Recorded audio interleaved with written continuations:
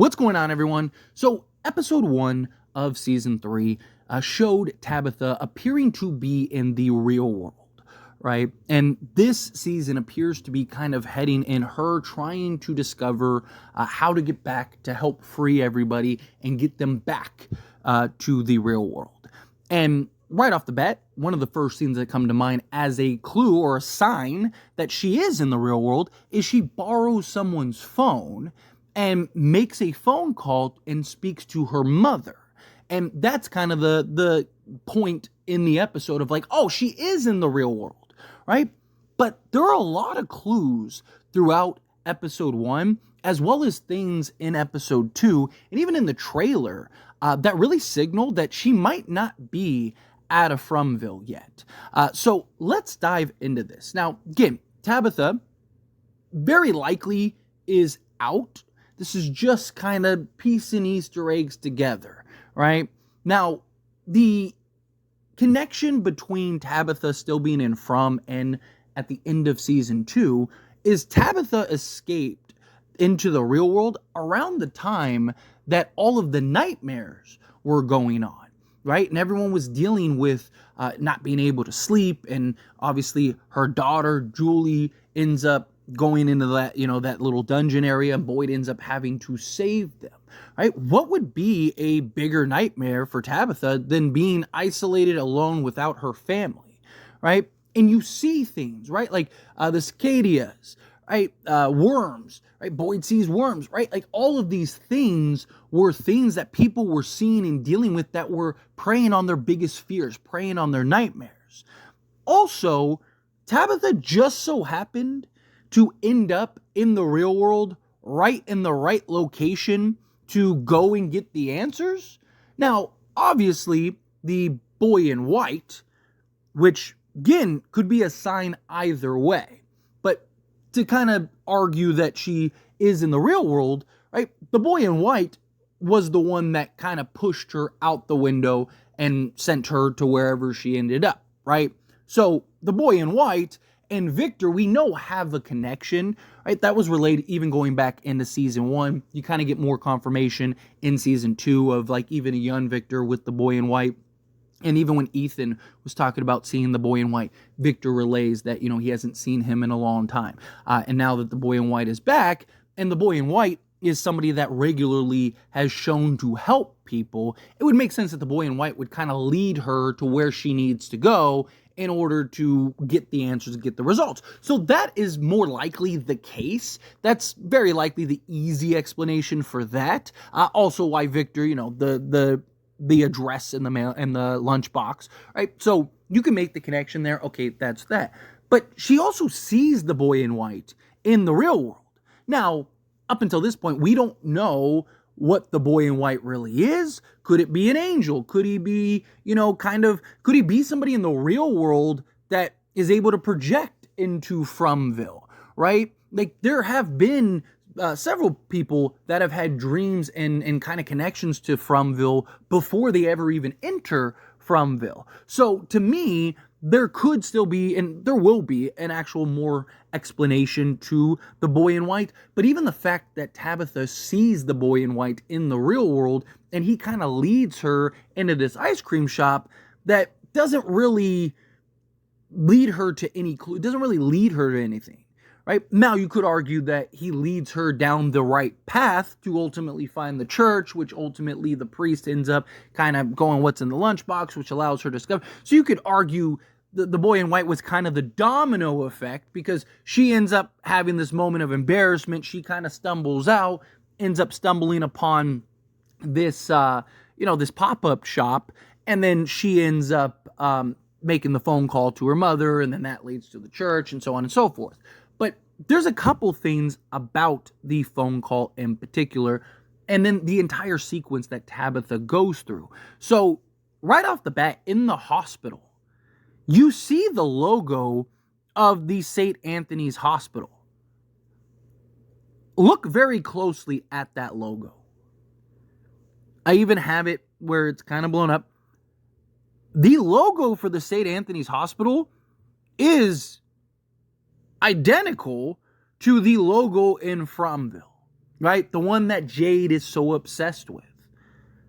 Now, what are the chances that this is just mere coincidence? What is the chance that this has nothing involved? Now, look, this could be, signs from Fromville, and maybe Tabitha is tethered in some way to Fromville. That's why she's seeing the boy in white. That's why maybe there's little subtleties and clues. But it's also possible that she's just in another layer of Fromville.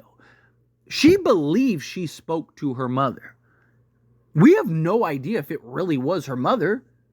We don't know what her mother actually sounds like, what she looks like. We're going off the assumption that Tabitha is responding and talking to her, right? But in the hospital, the doctor relays that, hey, the police are coming to get you. It's just a formality. She talks to the mother and she says, just wait, stay where you are. I'll get the detective, right? Are the police really the police? Or is this a version of Fromville where they're trying to get her and send her back to where she belongs? Or maybe even capture her and get rid of her, right? Again, this very well could be another layer. We don't know for certain if she really is in the real world. It's just presumed that way. And yes, it appears that she runs into Victor's father, but we don't have the details yet. And to be fair, we don't know for certain if that's Victor's father. I'm confident, I'm 99.9% sure that it's Victor's father, but it also is very possible that it's not. It's his brother or, uncle or something like that, right? So all of these things are kind of leading us down this path. And what better way to break somebody down, right? You hear the point of emphasis. Even talks to Boyd, right? What is constantly relayed throughout Fromville? That this place feeds on your fears and it feeds on your hopes, right? So what better way to feed on your fears and your hopes than to have Tabitha believe she's escaped and in the real world and finding answers and clues to get back to Fromville, only for her to be isolated, to be away from her family with maybe no way to really get back. And, you get what I'm saying? It's feeding on her hopes and fears. Right? There have been several movies. Think, what is it? Room 1408? Where he thinks he gets out. He has an entire sequence and then he realizes he's back. Right? What better way to break somebody down mentally than to have them believe that they've escaped only to realize that they haven't. And now they're just isolated and don't know if they can get back. Right? Again, that's what From has been all about. Right? You're going through your nightmares, going through, and feeding off of hope and fear and all of these things. You look at, and I talked about this in a previous video, right? When she's looking out the window, all you see is this town, and then you see trees as far as the eye can see. This dense forest surrounding this little town. What's beyond those trees? And isn't that the same thing and very similar to, or not very similar, it is the same thing as Fromville, right? So she's in a location that even resembles Fromville. What if this is like a version of a heaven, right? She doesn't go and use her phone. She uses somebody else's phone, right? Imagine if this was a type of simulation, right? The simulation could create and replicate whatever you need. Jim talked to somebody that he believed was somebody that was helpful. Now, granted, it wasn't a family member or anything like that, but we've heard whatever it is from Fromville communicate through the telephone. We see it in the trailer, through the radio, right? So is it really that far-fetched, given everything that has happened in From, that it's not manipulating Tabitha in some way, shape, or form? Right? Again, the bottle tree is supposed to be the place that, takes you to this thing. Well, we've seen people go through various trees, and even Victor's relayed. It takes you, you could always end up in a different place. Now, he does relay that this tree is supposed to be special, but the only person that relayed that information to him and that would have known that died before they ever got to the tree. So how does Victor's mother know that if she never actually went through the tree? Right? We're piecing things together, it is right now as likely, just based on the clues hidden in the background. And there are more in the trailer.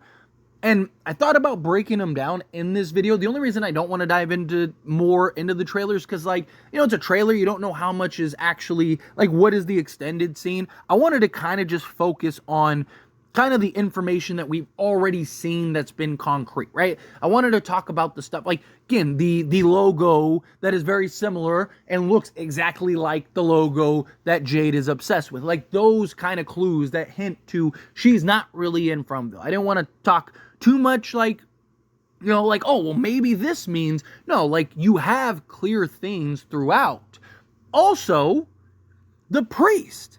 So the priest comes out, right, as she's trying to relay this stuff, and he's the one that signals to her just randomly, like, she's talking about lunch, oh, well, what did he pack you to eat, right? And then he has this kind of look.